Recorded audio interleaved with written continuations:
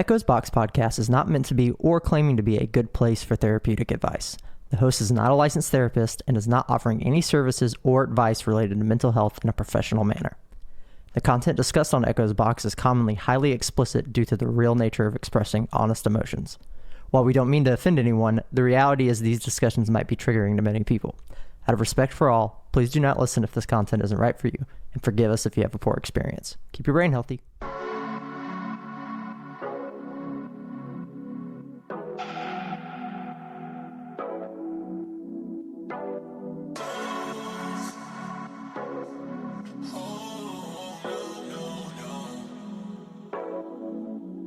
I'm telling you it's too late to turn back time. It's easier to lie than say you're all mine.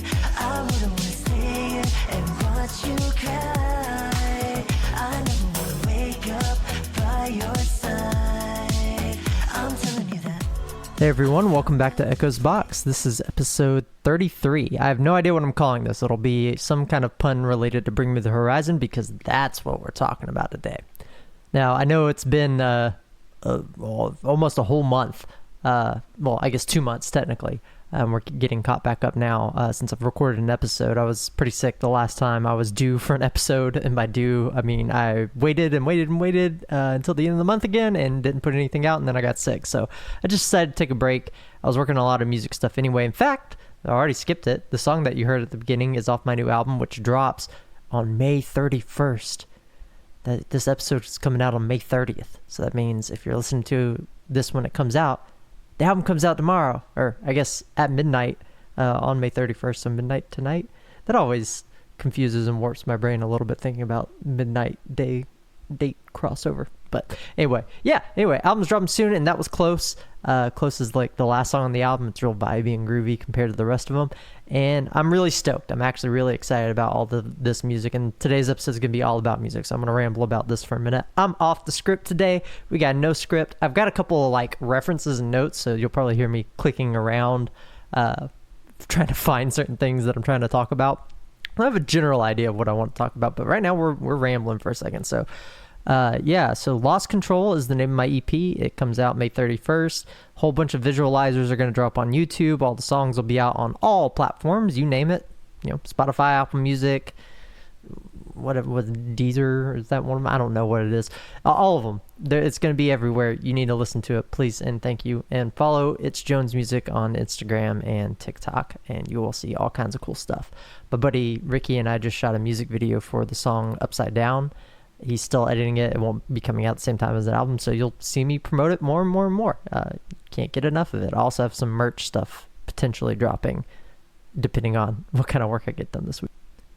Anyway, Bring Me the Horizon just dropped a new album, and it's called Posthuman NexGen, I believe. The last album was called Posthuman Survival Horror, and I am obsessed with this new. I'm always obsessed with every Bring Me the Horizon album. I think Bring Me the Horizon is the greatest band of all time. They're my favorite band. They embody everything that I enjoy about music, about mental health, about fucking spirituality, you name it. They're on the fucking ball. If you could put my entire personality into one piece of art, it would be anything Bring Me the Horizon does, pretty much. They always figure out the aesthetics that I've always wanted to do. They always figure out how the way to put weird shit into their music that I always want to do, but I couldn't do it nearly as good as they do. Maybe in the future, but right now there's no way I could. And so they are not only one of my biggest inspirations, but it's just fucking best band of all time. They know what they're fucking doing. So yeah, this album is awesome. And it's awesome not just because the music is great. The music is fucking banging. It's awesome. Songs like fucking Dig It. My favorite song right now is actually, where is it?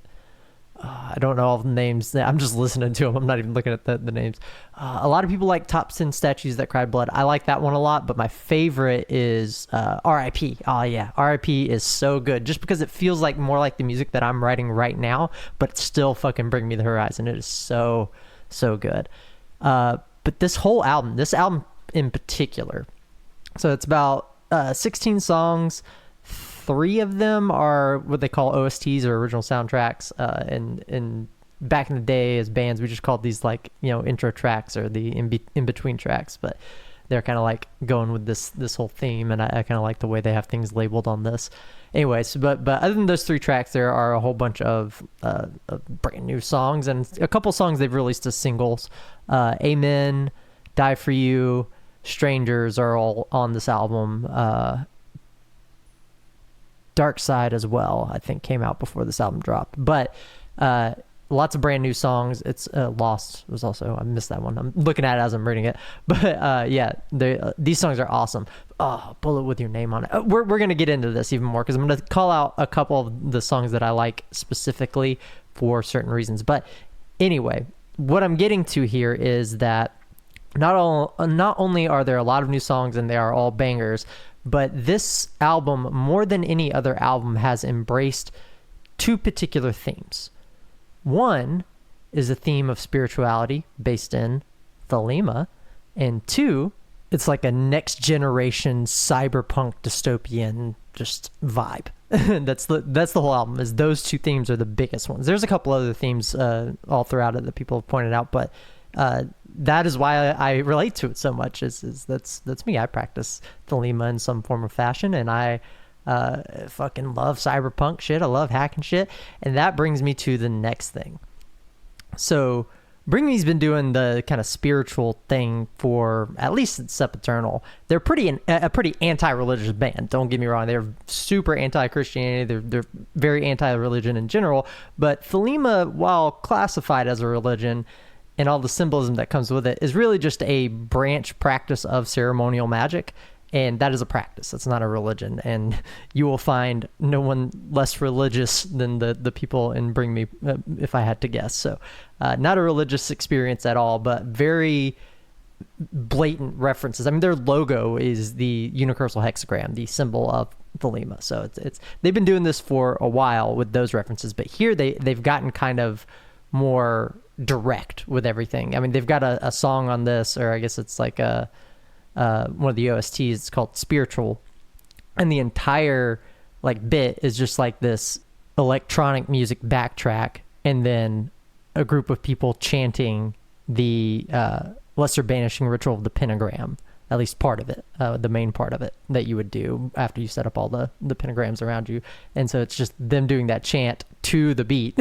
And normally when I think of stuff like that, if I would ever want to put something like that in my music, it feels cheesy, it feels corny, it feels wrong. In fact, the people that I learned from that I consider teachers will tell you not to do that. They've done that in some ways with their art and with the things that they've used to express, but they say, I always regret it. And now that I've done it, I can't undo it, and I keep doing it.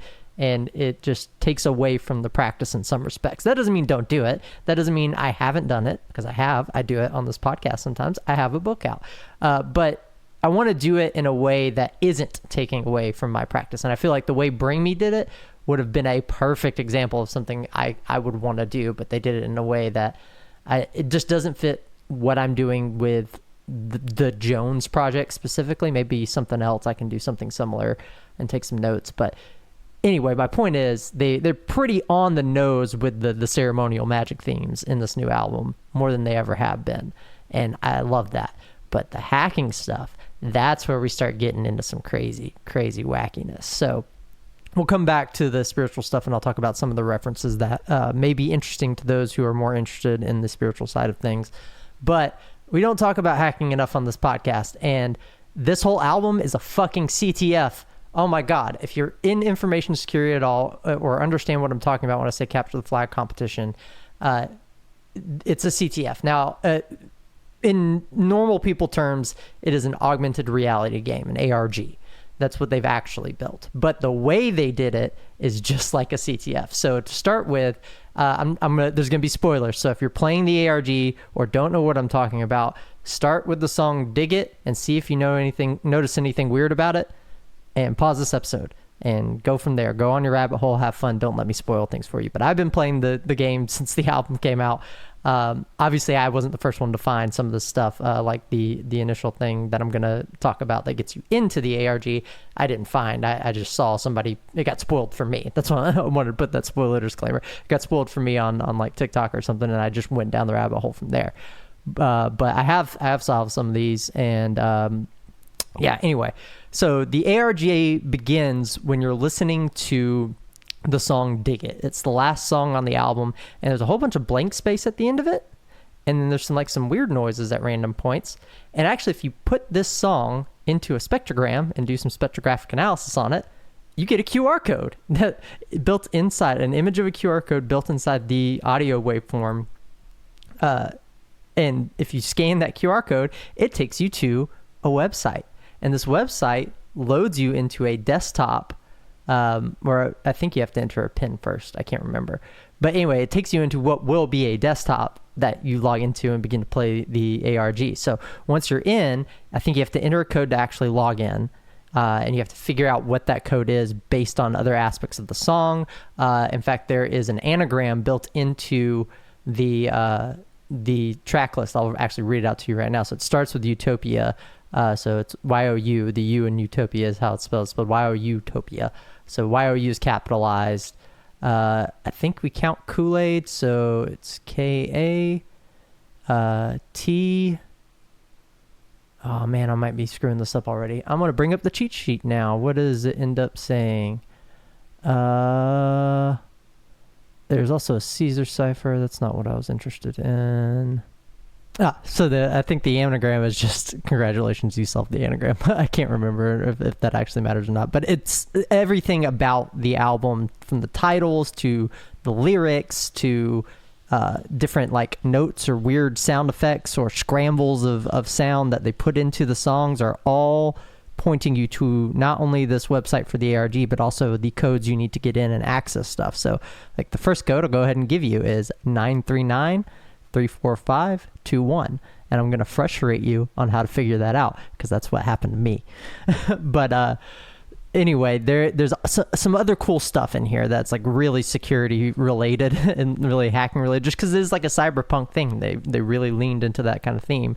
So they have a Caesar cipher that's built in there, and it decodes to the secret of the universe is love.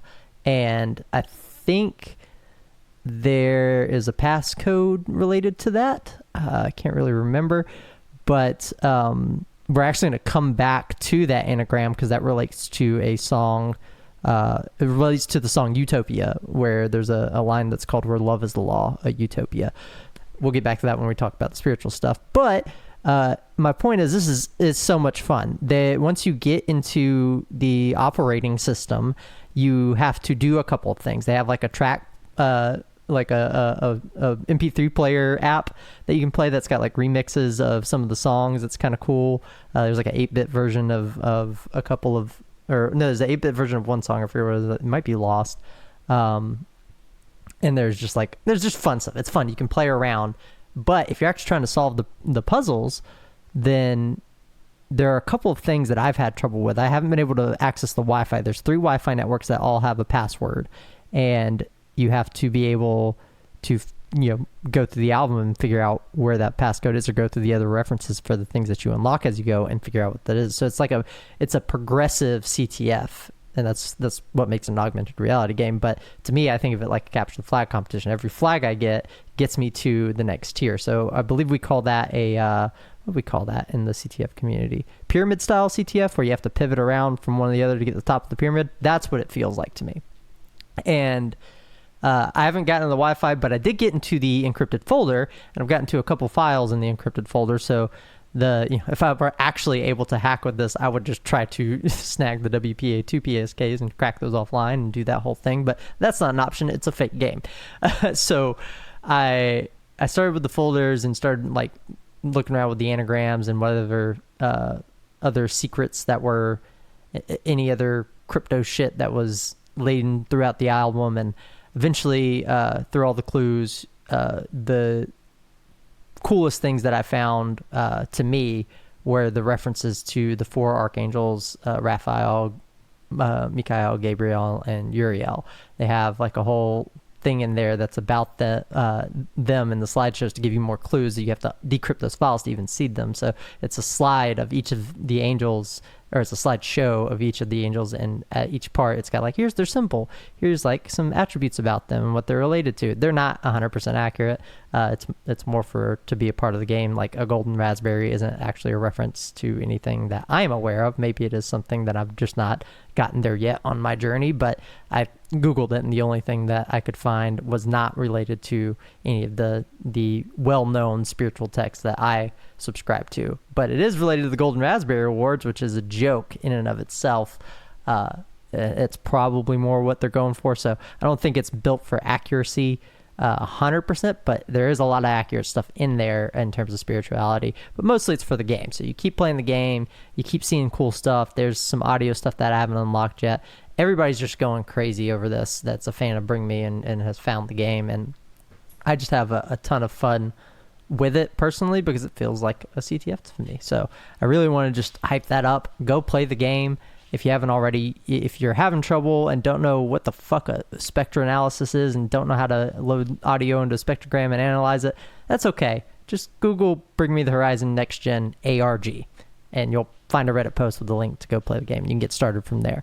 I think the community still needs help finding things. I don't think anybody's found the Wi-Fi passwords yet. I'm not in any Discord. I've been doing it completely by myself. I'll reference like things that are posted publicly here and there just to kind of give myself an edge and so I get caught up. But unless you're in like a private community doing it, I don't think the Wi-Fi's been solved, and I don't think something else. One of the folders may not have been solved yet, but this may be a long haul game. Like maybe there's more clues that come with some merch, like maybe you got to get the deluxe CD to get something, or vinyl. I don't know if they would do that or if they would just make it all completely free or not. Seems like a good way to increase sales if you have more secrets and more exclusive content. Like if some of those audio files are like extra bonus tracks or remixes of stuff, like the songs that are in the ARG are already really fun. So I don't know, I just wanted to tell you all about that because it's really scratching the right places in my brain. And I'm honestly, I guess I should talk about this because this is the real point of the podcast. My mental health's in the tank right now. Going through a rough time. Things are good. This is what makes it more frustrating, honestly, is things are good. I got a new job, pays a lot more, but that makes me nervous because I love my old job and I never thought I was going to leave anytime soon. So I've got a lot of anxiety about that, and tomorrow's my last day, and I'll start the new job next week. And while that should be a good thing, and it's answering a lot of prayers about my financial situation and my overall mental health and my long-term career, it's still very stressful. I'm also still working on the book for the offensive security stuff. It's just in editing, it's taking a while. My album drops tomorrow. I've got to start looking at booking shows. I've got to start learning guitar for my band. I've got to start getting in the headspace to play some of the shows that we already have booked.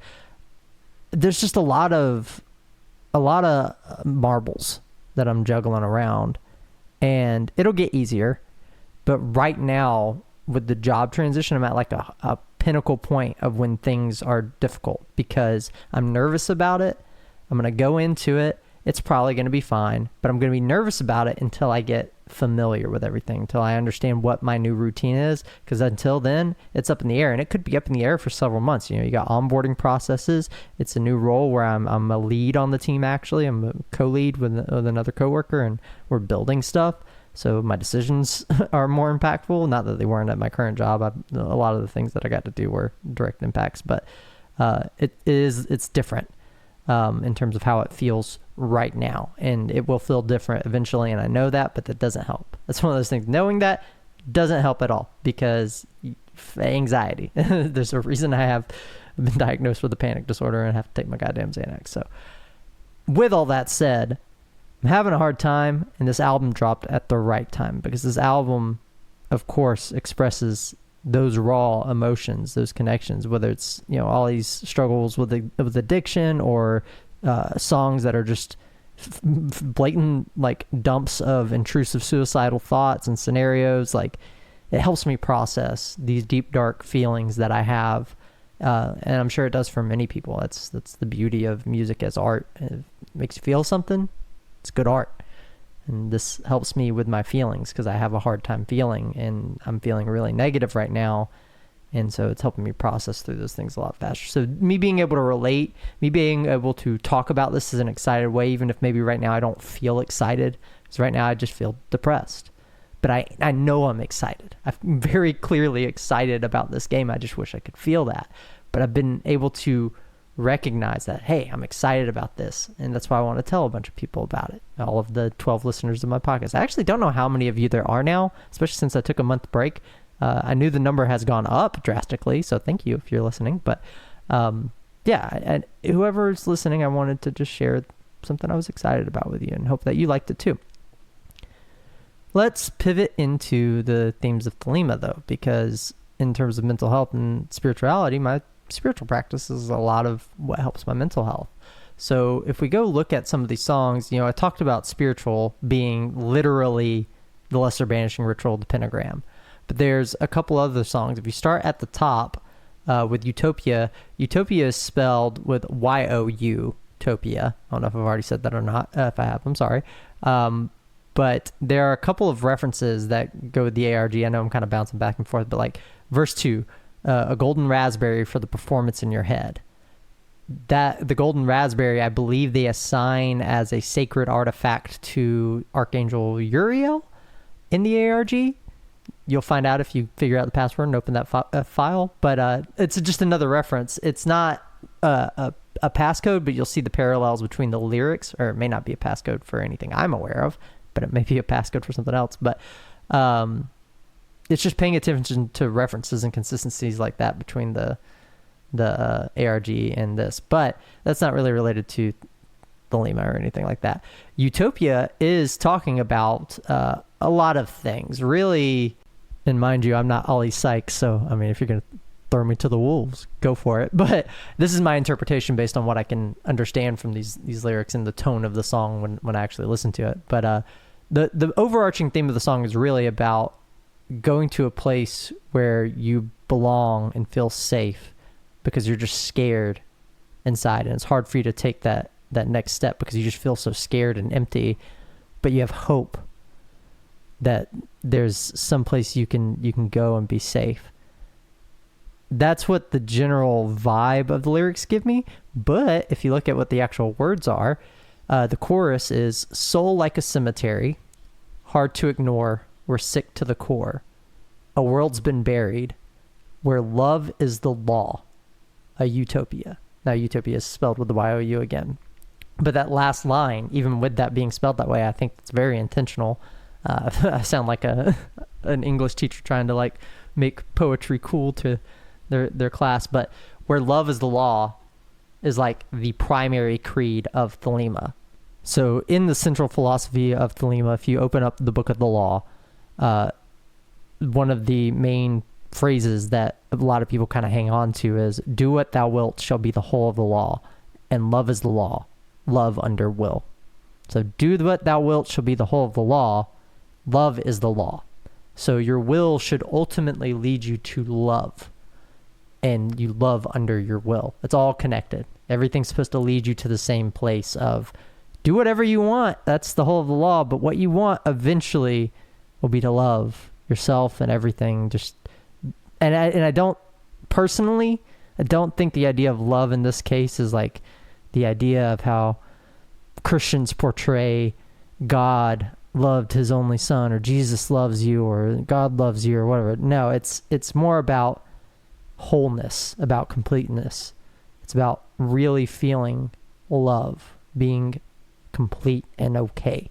Not romantic love, not even divine love, just wholeness is how I've geared that in my spiritual practice. And part of that is the emotion love. It is literally encompassing everything. But in Utopia, that's kind of what it's saying. It's literally just the creed of Thelema. It's where love is the law, a utopia. It's about you. Love is the law here. So this is the piece. But obviously there's way more nuances than that, but it's clearly a reference. It's a pointed reference. He did that on purpose. In the bridge, it's there's a home beyond our bones, so connect to the divine. It's okay to cry. That's literally what all the entire purpose of ceremonial magic. It's not like it's a metaphor. Okay, I can't say literally. I'm using literally like a fucking millennial does. Sorry, I'm a millennial. Metaphorically speaking, this is what a practice of ceremonial magic is about, or any spiritual practice that is ultimately leading you to some path of enlightenment or whatever bullshit, whatever you want to call it. In ceremonial magic and Thelema, we call it the great work. So there's a home beyond our bones, so connect to the divine. It's okay to cry. The home beyond your bones is just acknowledging, hey, there's more to this than what I experience now, and I have the ability to connect to the divine, and that is just a metaphor for saying I can. It's not really a metaphor, I guess, in terms of the spiritual practice. It's quite literally what you are attempting to do, but how that is psychologically is you're just trying to better yourself. You connect to the divine. You're getting rid of all of the parts of yourself that are not perfect. And mind you, perfection has nothing to do with negativity or positivity. It's just wholly you. What is your will? What is your utopia? So that's utopia. Very pointedly ceremonial magic, no matter which way you look at it, and no matter which nuance that you approach it from, that reference is pretty clear. I want to say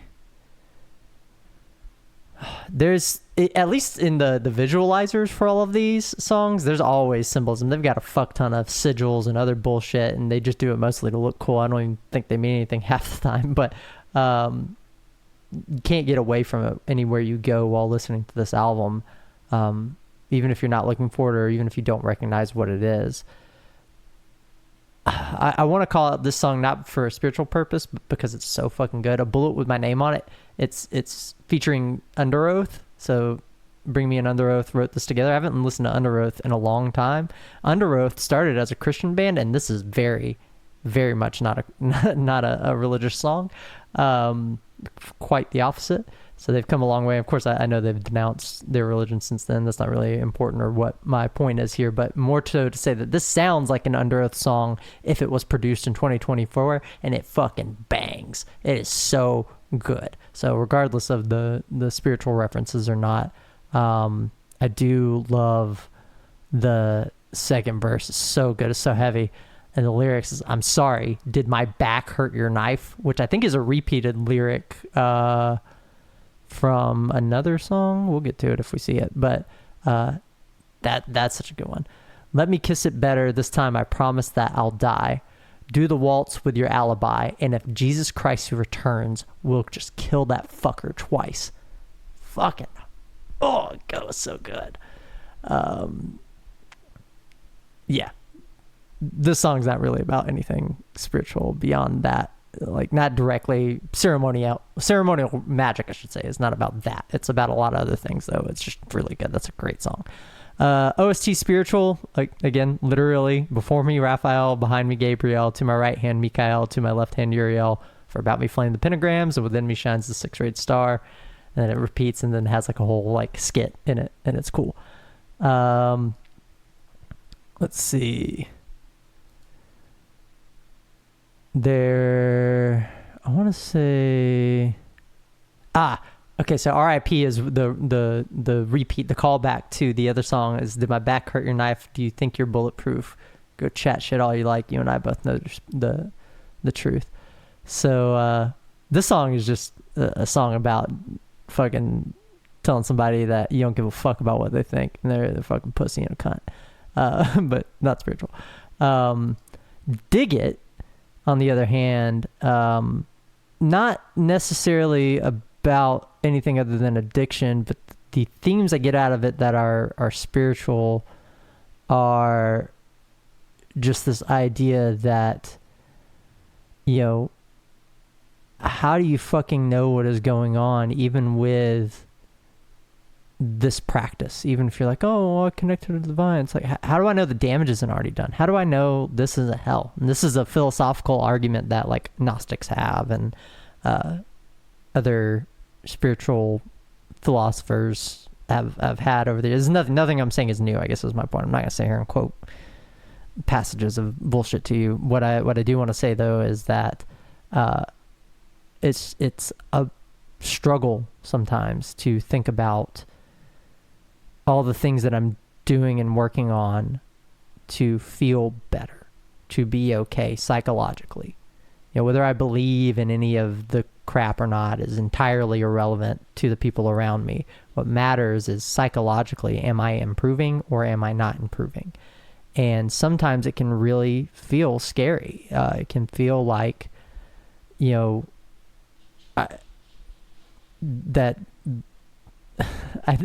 why I keep coming back to the lyrics is, well, maybe the damage is done and maybe the darkness is won and we were programmed just to suffer. That's how it feels sometimes. And the scary part about that is there's no way to prove which way or the other. And so when you're stuck in that, it always comes back to me, what's the gambit? What's the name of the gambit? It's not a gambit. It's Pascal's wager. Yeah, so the idea of Pascal's wager is, I would rather, if God doesn't exist, I would rather just believe in God anyway, because at least if I do, I don't go to hell. And if I don't believe in God and he doesn't exist, well, then it doesn't matter. But if I don't believe in God and he does, then I go to hell. So logically, I should just choose to believe in God, so that way if he doesn't exist, it doesn't matter, and if he does, I go to heaven. That's Pascal's wager in like a bite-sized format.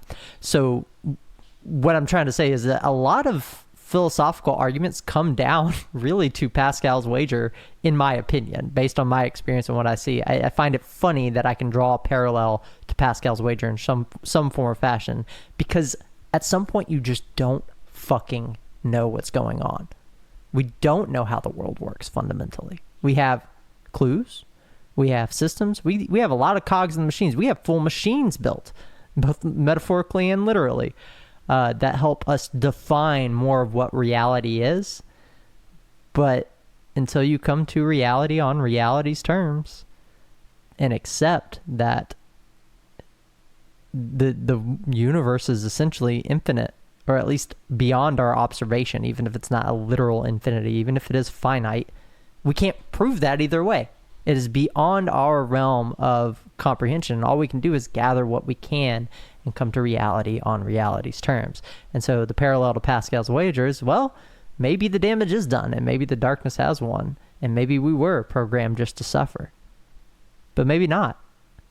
So you should keep kind of pointing yourself to divine and becoming whole. Now, obviously, I'm drawing a parallel between two songs that are completely unrelated to each other on this album, but and that one's not really spiritual at all. But that's just a takeaway from me personally. I'm just giving you something from my heart that I felt from this.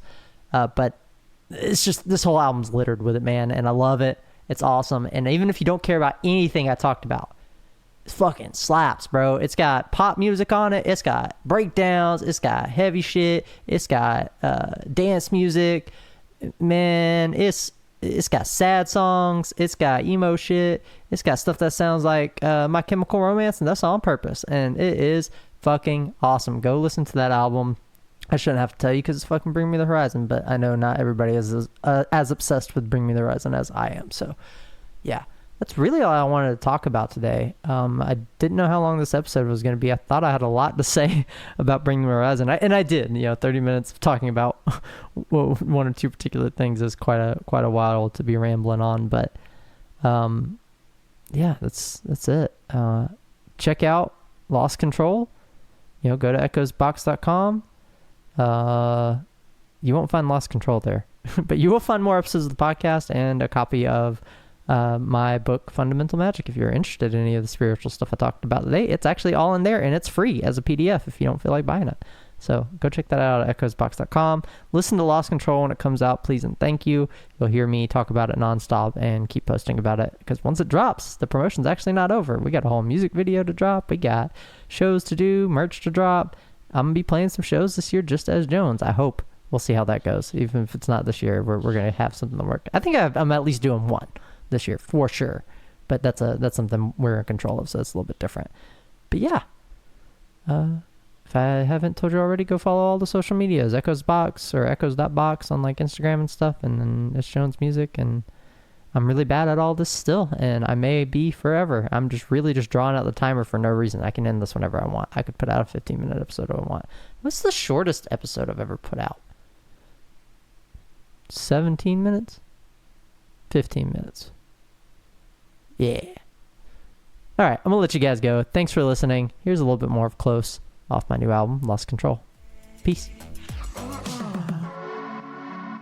Tells me anything I wanna hear. It's getting closer to another year. I'm thinking that I should just let it go, but her perfume's got me in a choke. I told you once I'm done that we're not having fun. I know I could be anything you wanted, but I never kept a promise. I told you I'm the one to fall in love. I'm telling you it's too late to turn back time. It's easier to lie than say you're all mine. I wouldn't wanna stay here and watch you cry. I never wanna wake up by your side. I'm telling you that, no, don't get close. You'd be better off with an overdose. No, don't get close.